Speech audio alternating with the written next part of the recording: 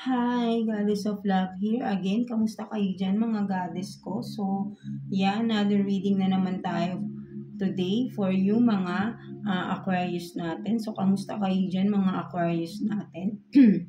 Excuse. So, tignan natin no, what's the current situation regarding your love relationship, no, self-care advice, and of course, message advice from the universe, no? So, yeah, before we start, no, again, is available na ulit ang ating mga prosperity na all-in-one prosperity candle, no, scented candle, no? So, available yan sa ating Shopee store, no? Ang link ay nandyan sa ating description below, and also, yung mga benefits na makukuha ninyo sa ating all-in-one prosperity candle is nandyan din, no? Nasa description below din, no? So, basahin nyo lang dyan mga goddesses ko, no? So, may kasama na rin yung wooden candle holder dito, no? So, and naka-pouch din yan kapag na-receive nyo na multi-purpose, pwede nyo magamit.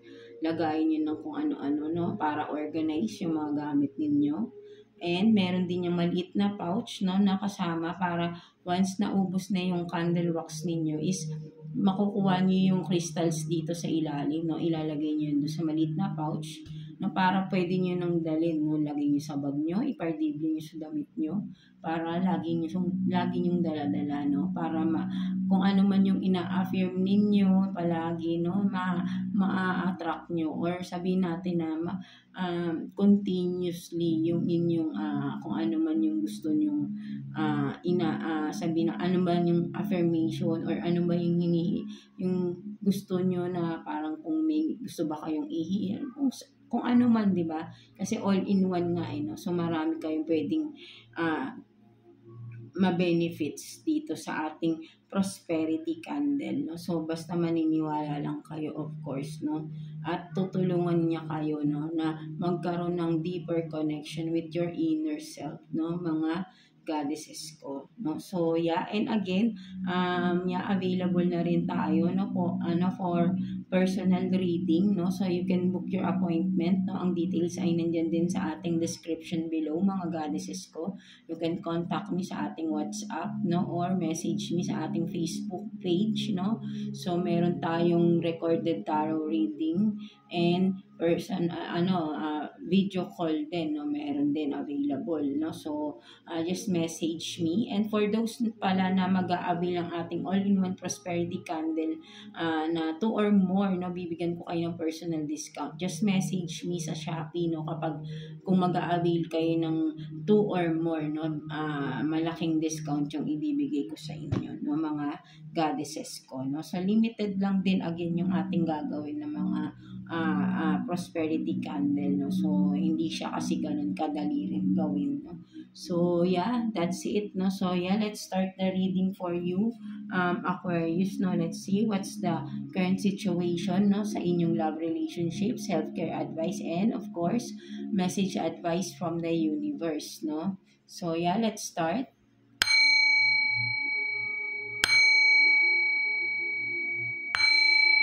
So, let's see what's the overall energy sa relationship ninyo, Aquarius, no? Kuha tayo ng one card here for you, overall energy within the relationship. Let's see.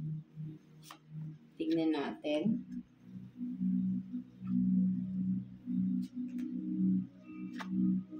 So, you have this, Nautilus, no? Nautilus, Princess, powerful personal growth, no. So, yeah, no, maybe for some of you, na parang nakuha ko na to, no, sa fire sign siguro yun, no. So, yeah, no, parang merong isa sa inyo, no, Aquarius, yung gusto na ng pagbabago, no, sa relationship, or pagbabago mismo sa kanyang sarili, kasi nga may personal, no. So, powerful personal growth, no. So, gusto ng tao na sa isa sa inyo, no, energy sa relationship, ng gusto ng basta merong gusto ng pagbabago na, no, gusto ng magbago, or gusto na ng ayaw nang ma-stuck sa sitwasyon, no? Maybe ikaw to, no, na parang gusto mo nang makaalis din, no, for some of you because you want to focus on yourself na lang, no? Something like that, no? So, gusto mo namang i-pursue yung mga gusto mo sa buhay, right? No? Kasi you feel stuck sa situation for some of you, parang wala namang nangyayaring maganda, no? Or kung ano man, right? No? So, you want to get out, no? Or there is an energy here no, na gusto nang makaalis and want some changes, no? Some growth na magkaroon ng growth naman sa kanyang sarili, right? No? So, yeah, let's see, no? Kuha pa tayo ng additional cards for you, Aquarius natin, no? So, kuha pa tayo ng 2 cards for Aquarius, no? Let's see, tingnan natin. 2 cards for Aquarius, please. Tingnan natin. For Aquarius. Additional messages for Aquarius.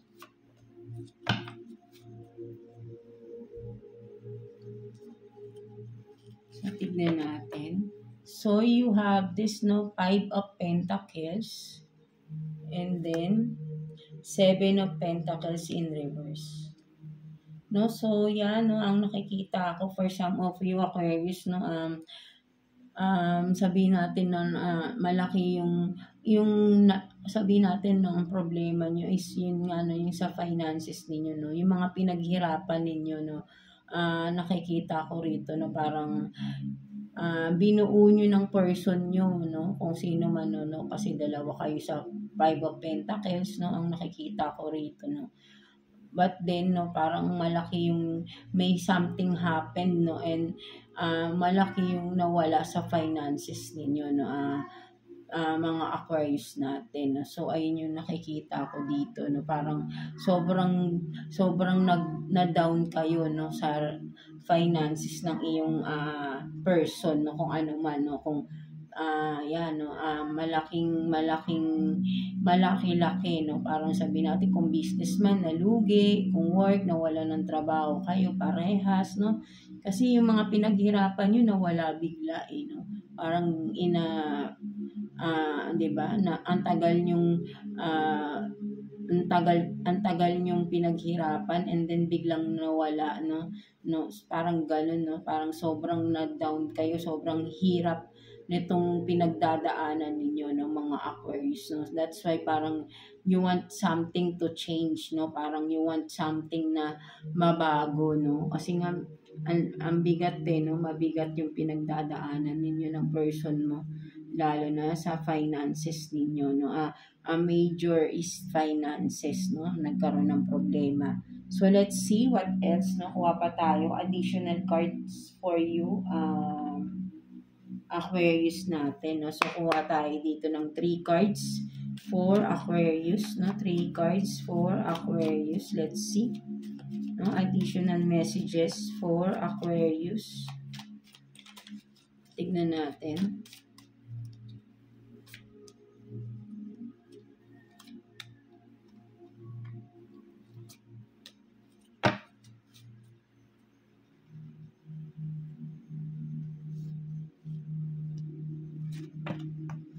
So, you have this renewal spark, no? So, yeah, no, maybe for some of you, parang gusto mo talaga ng changes, no? With the renewal, may mga babaguhin kayo, no? Or igniting the spark again, no? For some of you, no? And what else? So, you have this, no, comfort zone, no? South node, no? And then, ano to? Isolating, no, so nagmumuni-muni, no, self-reflection for some of you, right, no, gusto mo na mapag-isa, no, so yeah, no, parang yeah, kasi nga parang iniisip nyo, no, kumbaga parang for some of you na ang nakikita ko nga dito, parang pinag-iisipan ninyo, no, kasi nga just take what's resonate, no, may nakukuha ako dito na energy na parang gusto niya na rin talagang makaalis sa comfort zone niya na ito, no, na parang sa tagal ng panahon, no, nakampante siya, no, but then, yun pala, no, kasi nga may nangyari, no, so, kung ano man tong nangyari, lalo na sa finances ninyo, no, napag-isip-isip ka dito, no? Nagkaroon ka ng sabihin natin na ano, no? Kumbaga parang nag-iisip ka, no? Siguro ngayon komplikado talaga, no? O nawala yung spark ng inyong relationship, no? Because sa problem na pinagdadaanan ninyo, no? At marami kang naiisip dito, no? Ina-isolate mo muna yung sarili mo, no? For some of you Aquarius, no? O kumaga ay pinag-iisipan mo kung makikipag-ayos ka ba ulit, no? Or kumaga i-fix nyo ba tong relationship ninyo? Kasi parang grabe yung nangyari, no? I don't know, no? Kung ano man to, no? Regarding finances ninyo, no? Mga Aquarius natin, no? So, yan, no? Parang iniisip mo bakit nangyari ito, no? So, parang before, hindi mo siya napapansin, no? Kung ano man ito, no? Parang yun, no? Kasi nga, naging kampante ka, no? With the comfort zone here, no? Parang kampante ka, nagtiwala ka.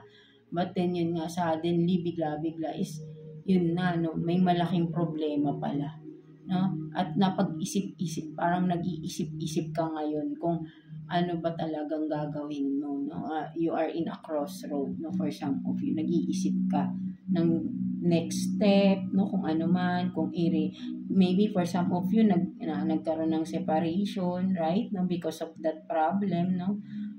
Financially, no? So, yan, nag-iisip kayo kung you will rekindle the relationship, no? Renewal, no? Renew the sparks, no? Kasi nawala no? Because mabigat no? Mabigat yung nangyari sa inyo, no? So, kayo lang din nakakaalam nito, no? Mga Aquarius natin, no? So, let's see, nakuha pa tayong additional messages for you, Aquarius natin, no? So, kuha tayo ng 2 cards for Aquarius, no? 2 cards for Aquarius. Let's see.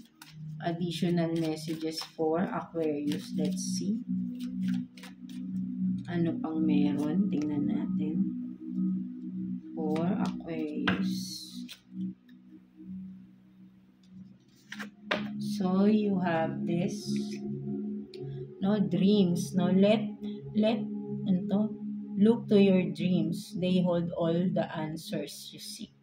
So, yan, no? Maybe talaga literally, no? Sa mga panaginip nyo, no? You are having vivid dreams. Yun talagang naaalala mo talaga as in clear na clear sa'yo, no? So, maybe, lalo na kung paulit-ulit mo yung nagiging panaginip, no? May message talaga yun. So, maniwala kayo doon, no? Kasi, kung mapapanood niyo yung reading ko kay Taurus, no? May inexplain ako regarding dreams kasi na-experience ko yon, no? Regarding this parang sa ganito din relationship, no? Na dati ini-ignore ko, no? Years kung napapanaginipan yon, same na ganun din yung panaginip ko, yung scenario, iba-ibang lugar nga lang, pero yung pangyayari parehas lang, no? So yun pala, may message pala talaga yun, no? So, pay attention to your dreams, lalo kapag naaalala nyo talaga, no? Maybe isulat nyo, no? Para malaman nyo, no? Mapapagduktong-duktong nyo, or makakakuha talaga kayo ng mga answers, no? Sa mga tinatanong ninyo sa sarili ninyo, no? Mga Aquarius natin. And then, so illusions, no? Be aware of love's illusion, no? See reality clearly, no? So, yan, no? So, yan, kasi sabi ko nga, naging kampante ka, no? For some of you, no? Kumbaga, naniwala ka sa mga pinapakita ng person mo. Yung pala, maybe, again, na vice versa, no? So, maybe, regarding financially, no? Yung isa sa inyo, no? May ginagawa regarding sa finances na nagkaroon ng problema, no? So, akala mo ay okay lang, yung pala, may ginagawa siyang hindi maganda, no? At naapektuhan talaga dito yung inyong finances, no? Mga Aquarius natin, no? So, kumbaga na no? Nalinlang ka dito, no? Na-betray ka, no? Binigyan ka ng false hope, no? Yun nga, basta nilinlang ka, malinaw, binetray ka, no? Pinaniwala ka sa mga hindi totoo, no? Something like that. So maybe yun nga yung dreams, no? Pwedeng sabihin rin natin dreams illusion, no? Kumbaga parang excuse, no? Parang nalilito ka na, no? Parang parang iniisip mo, ano ba tong nangyari sa buhay nyo? Ano ba yung nangyari sa relationship ninyo, no? Panaginip lang ba ito? But then literally, no, sa mga panaginip mo, kung ikaw yung Aquarius na nakakapanaginip ka talaga ng nakikita mo clearly, no, at paulit-ulit yun, no, may message yun for you, no, mga Aquarius natin, no. So yeah, but then ang isa pang malinaw dito, no, yung person mo or ikaw is yun nga, no, hindi ka naging totoo, no, or hindi siya naging totoo sa inyo, no. May mga paglilin lang na ginawa dito, no, sa inyo yung person ninyo, no, something like that, no. So yeah, ayun yung nakikita ko dyan. So yeah, kuha pa nga tayo ng additional cards for you. So let's clarify din, no, kung ano man yan, no. So kuha tayo ng 3 cards for you, sorry, Aquarius, no. So tignan natin, kuha pa tayo dito ng 3 cards. Tignan natin.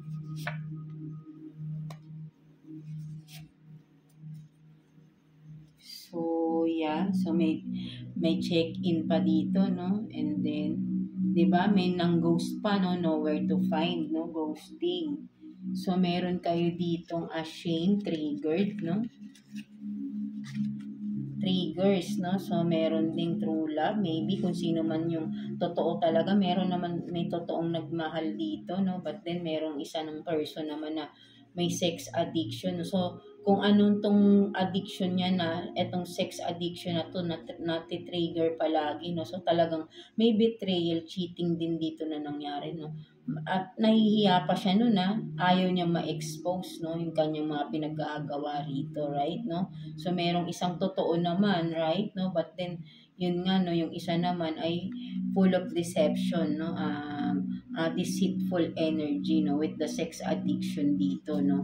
So ayun din yung isang dahilan, maybe kaya siya naging ano sa pera, no, because he or she is dealing with people na yan, no, kasi nga sleeping with 'di ba, having sex with others, no. So yeah, maraming pa, kaya siguro marami siyang binibigyan ng pera, so naapektuhan talaga yung finances niyo dito, right, no, kasi may check-in. So syempre ano ba yan, 'di ba, nag-hotel motel, so gastos din yun, no, 'di ba, something like that, right, no.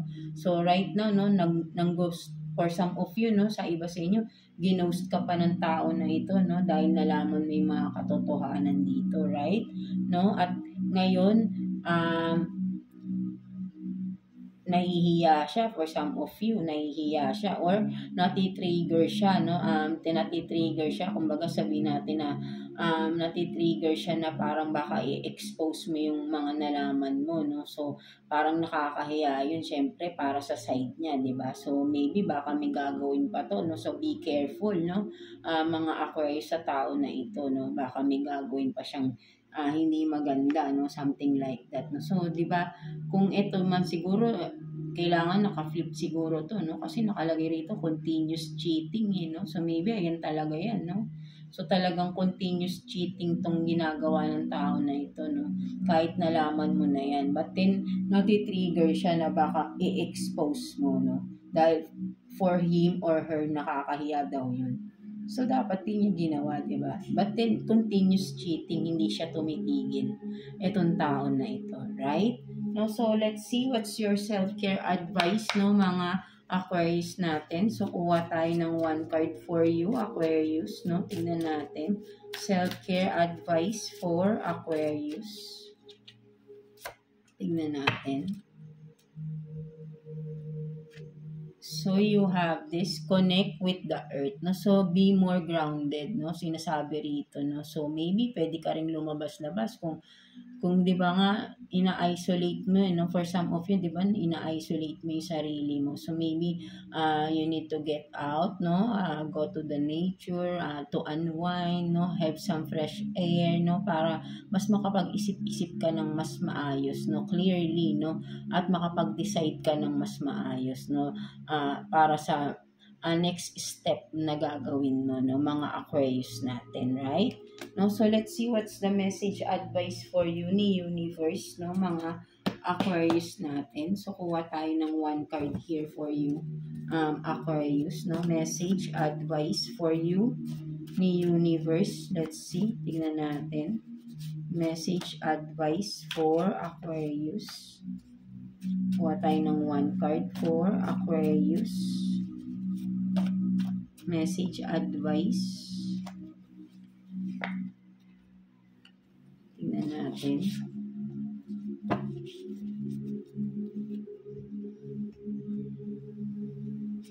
So, you have this, no? Stepping, di ba? Stepping to the unknown, no? Di ba? Parang yun nga, no? Yan, no? Parang for some of you, hindi mo talaga alam ano yung next step na gagawin mo, right? No? So, you have to clear your mind, no? Relax, have some me time, no? Para mas makapag-isip-isip ka, no? So, ayun yung nakikita ko rito, no? Because right now, no, parang clouded pa yung isip ninyo regarding the situation that you are in right now, no? For some of you Aquarius, no? So, you have to clear your mind, no? Yeah, no? Para makapag-isip-isip ka ng maayos, no? Maybe, do some, alone time, no? Ikaw lang muna, no? Para makapag-isip-isip ka ng mga dapat mong gawin, right? No? Kasi minsan may ganun eh, no? May mga ganung tao, yung hindi mo kailangan ng ibang tao para i-comfort ka, para bigyan ka ng advices, no? Kasi minsan mas okay talaga naman, of course, no? Kasi naman kahit naman advice, may mag-advise sa atin, still tayo pa rin naman, no, ang magde-decide para sa sarili natin, right, no? So maybe for some of you Aquarius, no, ikaw talaga yung ikaw yung tao na sabihin natin na mas gusto mo na mapag-isa ka, no? Mas nakakapag-isip ka ng maayos, 'di ba? So gawin mo lang 'yun, no? At para makita mo kung ano yung dapat mong makita, ano yung dapat mong i-decide, no? Something like that, right? No? So, wag kang matatakot, no? Na umalis sa comfort zone mo, no? Na alam mo namang nagpapahirap na rin sa'yo, right? No? You have to focus on yourself naman din, no? Na dapat naman sarili mo naman unahin mo this time, no? Na ang dami mo nang pinaghirapan, or I mean na pinagdaan ng hirap, no? Sa relationship na ito, na hindi mo akalain na ibebetray ka pala ng person mo, no? Na parang lahat ibinigay mo na rin, lahat ng effort mo, and then ito pa yung binigay niya pabalik sa iyo, right? No? So kailangan mo mag-isip talaga rito mabuti, no? Mga Aquarius, no? At the end of the day, no, kahit anong sabihin ko naman sa yung advice, still ikaw pa rin ang magde-decide for yourself, no? And for your own good, of course, no? Lagi mong iisipin lagi, no? Lalo na kapag kayo to, no, tayong mga individual na nanggagaling sa relationship, right? No? Kapag may nangyayaring hindi na maganda, no? At hindi kayo makapag-isip ng mabuti, ang isipin nyo first is, ano ba yung pinagdaanan nyo ng person mo na ito? No? Yung mga naging contribution ninyo sa isa't isa. Yung mga happy memories versus bad memories. Ano yung mas madami? Ano yung mas madami, yung problema na ibinigay ng person mo or yung mga solutions na binigay ng person mo? So you have to think of those, no, and then balance out, no? Tignan mo ano yung mas matimbang, ano yung mas mabigat, 'di ba? Doon ka makakapag-decide. Kapag puro full of negativities pala, then alam mo yung dapat mong i-decide. Maybe this person or that person is really not meant for you. That's why puro conflict yung buong relationship ninyo, no? 'Di ba? So, kung ganun yung gagawin mo, kasi alam nyo kapag alam mo naman na kapag ang isang relationship, 'di ba, parang paulit-ulit lang yun ang nangyayari, no? So yun nga, timbangin mo ano ba yung mga mas matimbang na mga good ba or bad, no? Tingnan mo ano yung mga nagiging sitwasyon nyo from the start until now na nagkaroon na kayo talaga ng maraming problema. Tingnan mo yung mga naging solusyon nyo, naging maganda pa talaga pagsasama ninyo the whole time, or mas marami yung parang binigyan ka ba niya ng problema, doon mo matitimbang eh. Doon mo makikita kung minahal ka ba talaga ng person mo eh. Kasi kung ano lang kayo, magre-rely lang kayo sa emotions ninyo, as of this time, matatalo kayo ng emotions niyo, no? Kapag you are, sabihin natin, reminiscing the past, no? Para titignan mo ano nga yung katulad sinasabi ko kanina, no? You have to be, sabihin natin, wag mong pairalin yung emotion mo. Kailangan i-balance mo, di ba? Maging fair ka sa judgment mo, fair enough sa iyo at sa person mo. 'Di ba? Kung ganun yung magiging mindset mo, no, kailangan fair. Pag may hindi fair, bilangin mo. Ilan yun? Ano yung mga hindi naging fair? So, dun mo malalaman, hindi pala talaga kami nag-click ng person na ito from the start, no? So, makakatulong yun para makapag-decide ka, 'di ba? Something like that. So, I hope na naintindihan yung sinasabi ko doon, no? Yung point ko doon ng mga Aquarius natin. So, yeah. I hope na naka-resonate kayo sa reading ninyo today, mga Aquarius natin, no? So, yeah. Thank you for watching, no? God bless you all, and yeah, thank you for watching, Aquarius.